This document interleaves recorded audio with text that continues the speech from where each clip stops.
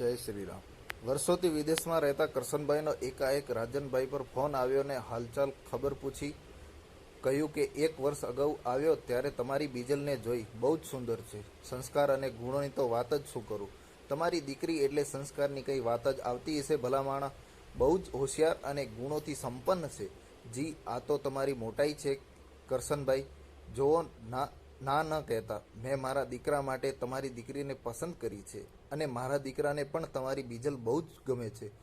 તેને તો મને કીધું કે લગ્ન કરીશ તો બીજલ જોડે જ। નાના હતા ત્યારે બંને સાથે જ રમતા ને સાથે રહેતા, કેટલી મસ્તી બંને કરતા નહીં?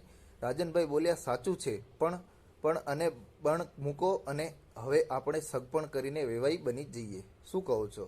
કરશનભાઈએ આમ કહી પોતાના દીકરાનું માંગું નાખ્યું। પણ વાત તો સાંભળો તમે, રાજનભાઈની ચિંતા સાથે બોલ્યા, મારે કંઈ નથી સાંભળવું। અમને તો તમારી દીકરી ગમી ગઈ છે અને અત્યારના જમાનામાં આવી બીજે સંસ્કારી વહુ અમને ક્યાં મળશે?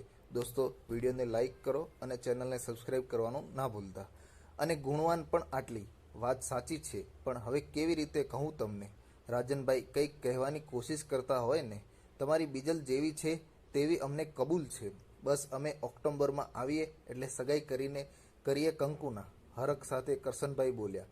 રાજનભાઈ ભારોભાર દુઃખ સાથે બોલ્યા, સાંભળો, આજથી 15 દિવસ પહેલાં જ્યારે બીજલ વેકેશનમાં હોસ્ટેલથી ઘરે આવી રહી હતી ત્યારે રસ્તામાં અમુક બદમાશ બંધક બનાવીને લઈ ગયા, જબરજસ્તી દુષ્કર્મ આચર્યું અને રસ્તા પર ફેંકી દીધી।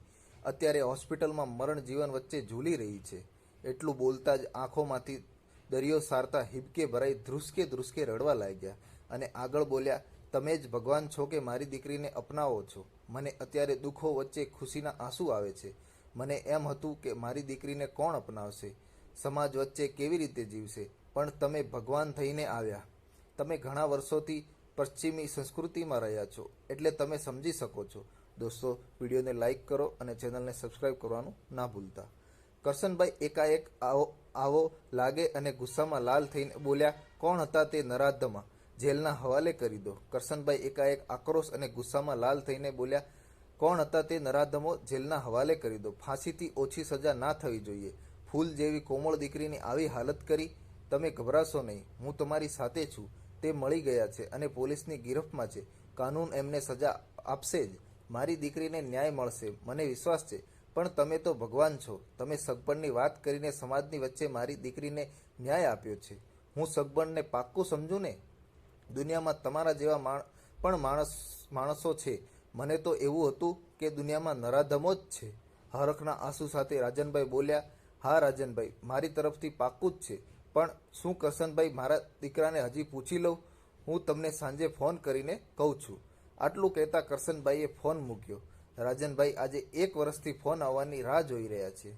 દીકરીને આશ્વાસન આપી રહ્યા છે કે તારા લગ્ન એક સંસ્કારી અને સારા ઘરમાં થઈ જશે। મને કરશનભાઈ પર ભરોસો છે। તે સંસ્કારી અને સારા ઘરના માણસ છે। થેન્ક યુ સો મચ દોસ્તો।